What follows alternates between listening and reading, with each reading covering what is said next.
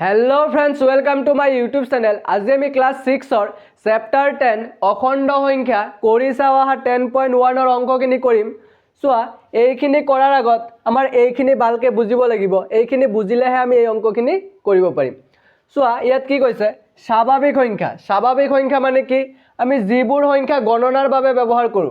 So 1 2 3 4 5 6 ... গৈ থাকিব। গতিকে এইবোৰ হৈছে স্বাভাৱিক সংখ্যা। গতিকে আটাইতকৈ সৰু স্বাভাৱিক সংখ্যাটো কি? আটাইতকৈ সৰু স্বাভাৱিক সংখ্যাটো 1 আৰু যদি কয় আটাইতকৈ ডাঙৰ স্বাভাৱিক সংখ্যাটো কি? আটাইতকৈ ডাঙৰ স্বাভাৱিক সংখ্যাটো নাই, এনেকৈ গৈয়ে থাকিব 6 7 8 9 10 গৈয়ে থাকিব। গতিকে আটাইতকৈ ডাঙৰ স্বাভাৱিক সংখ্যাটো নাই, মানে নিৰ্ণয় কৰিব নোৱাৰি। তাৰ পিছত কি আছে পূৰ্ণ সংখ্যা। সো পূৰ্ণ সংখ্যা মানে কোনবোৰ? স্বাভাৱিক সংখ্যাৰ আগত যদি আমি এটা 0 লগাই দিওঁ সেইটো হৈ যাব পূৰ্ণ সংখ্যা।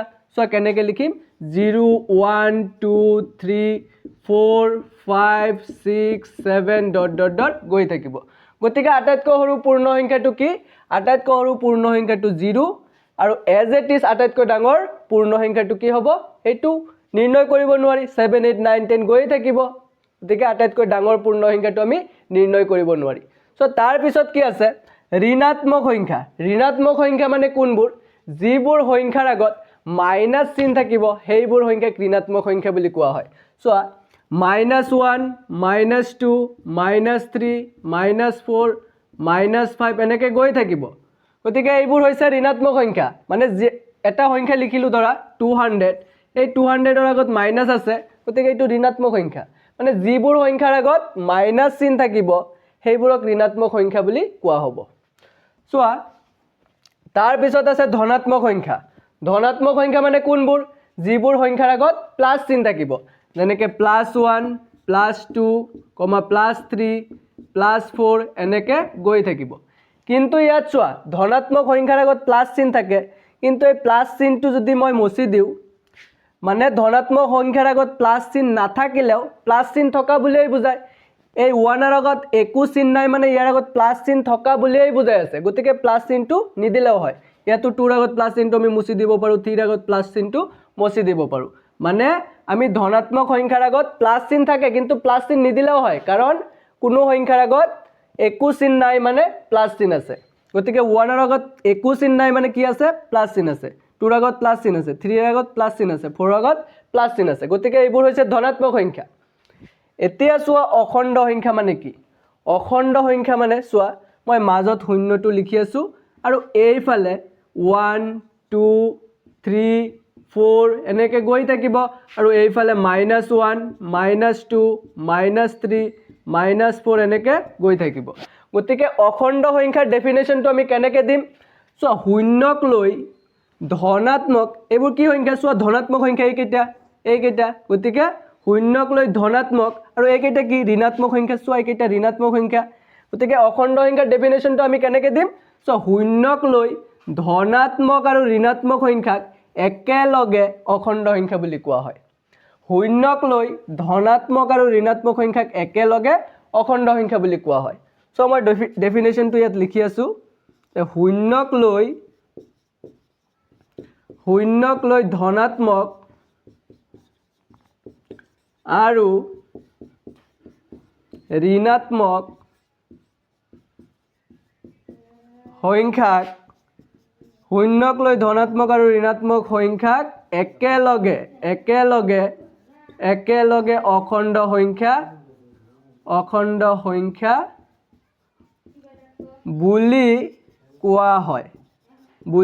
কোৱা হয়।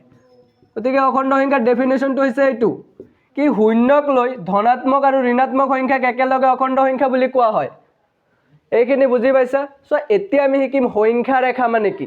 চ' সংখ্যা ৰেখা মানে আমি এনেকৈ এটা ৰেখা বনাব লাগিব।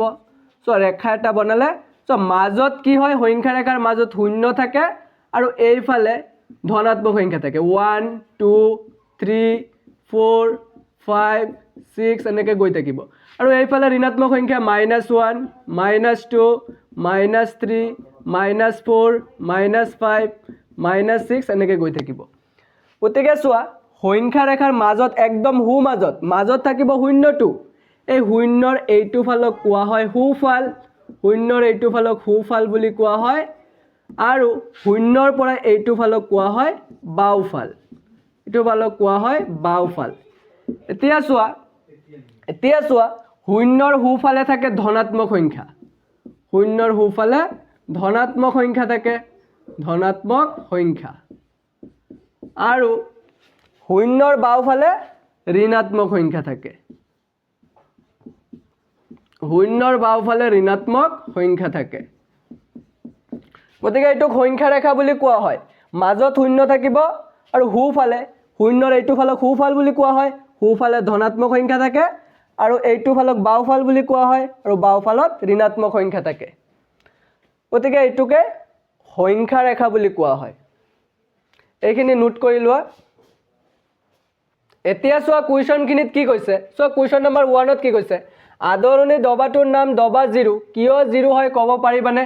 মানে এনেকুৱা এটা ৰেলগাড়ী আছে, এই ৰেলগাড়ীৰ এইটো হৈছে আদৰণি দবা, এই আদৰণি দবাটোৰ নাম দবা জিৰো বুলি কিয় কৈছে? কাৰণ এই আদৰণি দবাটো হৈছে আৰম্ভণি দবা। তুমি ইয়াত গৈ এইফালেও যাব পাৰা, সোঁফালেও যাব পাৰা, আৰু এইটোৰ পৰা ইয়াত গৈ বাওফালেও যাব পাৰা। এইটো যদি আমি সংখ্যা ৰেখাৰ লগত তুলনা কৰোঁ, চোৱা জিৰোটো হৈছে আৰম্ভণি, ইয়াৰ পৰা এইফালে ধনাত্মক আৰু এইফালে বাওফালে ঋণাত্মক। এজ ইট ইজ ৰেলগাড়ীৰ এইটো হৈছে আৰম্ভণি দবা, মানে ইয়াত গৈ তুমি এইফালেও যাব পাৰা, এইফালেও যাব পাৰা। কি লিখিম আমি এনসাৰটো? কি কৈছে? আদৰণি দবাটোৰ নাম দবা জিৰো, কিয় জিৰো হয় ক'ব পাৰিবানে? কাৰণ এইটো হৈছে আৰম্ভণি দবা, আদৰণি দবাটো হৈছে আৰম্ভণি দবা। চোৱা 1 নম্বৰটো আমি এনসাৰ কৰিম, 1 নম্বৰ সলিউশন। কাৰণ আদৰণি দবাটো হৈছে, কাৰণ এইটো আৰম্ভণি দবা, কাৰণ এইটো আৰম্ভণি দবা, আৰম্ভণি দবা। সো এইটো হৈ গ'ল। এতিয়া চোৱা 2 নম্বৰটোত কি কৈছে? 2 নম্বৰটোত কৈছে আদৰণি দবাৰ পৰা দুটা দবা সোঁফালে যোৱাটো তুমি কেনেদৰে প্ৰকাশ কৰিবা? সো এইটো হৈছে আদৰণি দবা, এই আদৰণি দবাৰ পৰা দুটা দবা সোঁফালে গ'লে 1 2, দুটা দবা সোঁফালে গ'লে তুমি কেনেদৰে প্ৰকাশ কৰিবা? সো এইটোক যদি আমি সংখ্যা ৰেখাৰ লগত তুলনা কৰোঁ, সো এইটো আদৰণি দবা, ইয়াৰ পৰা দুটা দবা 1 2 সোঁফালে গৈছে, সেইকাৰণে এইফালে যাব 1 2। কেনেদৰে প্ৰকাশ কৰিবা? সো এইকেইটা কি সংখ্যা ৰেখাৰ সোঁফালে কি থাকে? ধনাত্মক সংখ্যা থাকে। গতিকে আমি কেনেকৈ লিখি দিম? +2 বুলি লিখি দিম। সো এইটোৰ আগত প্লাছ চিন আছে, কিন্তু প্লাছ চিন নিদিলেও প্লাছ থকা বুলিয়ে বুজায়। গতিকে কুৱেশ্যনটোত আমি এনসাৰটো কেনেকৈ লিখিম? আদৰণি দবাৰ পৰা দুটা দবা সোঁফালে যোৱাটো কেনেদৰে প্ৰকাশ কৰিবা? চোৱা সোঁফালে গৈছে 1 2, সোঁফালে কি থাকে? ধনাত্মক সংখ্যা। আমি কেনেকৈ লিখিম? +2 বুলি লিখি দিম, হৈ গ'ল এইটোৰ এনসাৰ। চোৱা 3 নম্বৰটো কি কৈছে? আদৰণি দবাৰ পৰা 5টা দবা বাওফালে যোৱাটো তুমি কেনেদৰে প্ৰকাশ কৰিবা? এইটো হৈছে আদৰণি দবা, 5টা দবা বাওফালে 1 2 3 4 5, 5টা দবা বাওফালে আহিছে, এইটো সংখ্যা ৰেখাৰ লগত তুলনা কৰা। চোৱা সংখ্যা ৰেখাৰ বাওফালে কি থাকে? ঋণাত্মক সংখ্যা থাকে। 5টা দবা 1 2 3 4 5, গতিকে 5টা দবা বাওফালে আহিছে, এইটোক আমি কেনেকৈ লিখিম? -5 এৰে প্ৰকাশ কৰিম, -5 এৰে প্ৰকাশ কৰিম। বুজি পাইছা? গতিকে এইটোৰ এনসাৰ হ'ব 3 নম্বৰটোৰ এনসাৰ হ'ব। কি কৈছে? আদৰণি দবাৰ পৰা 5টা দবা বাওফালে যোৱাটো তুমি কেনেদৰে প্ৰকাশ কৰিবা? সো বাওফালে আহিছে, ঋণাত্মক হয় বাওফালে, গতিকে এইটো হ'ব -5। অংক ফিনিছ। গতিকে এইখিনি নোট কৰি লোৱা। যদি তোমালোকৰ ভিডিঅ'টো ভাল লাগিছে, লাইক কমেণ্ট আৰু শ্বেয়াৰ কৰি দিবা। Thank U.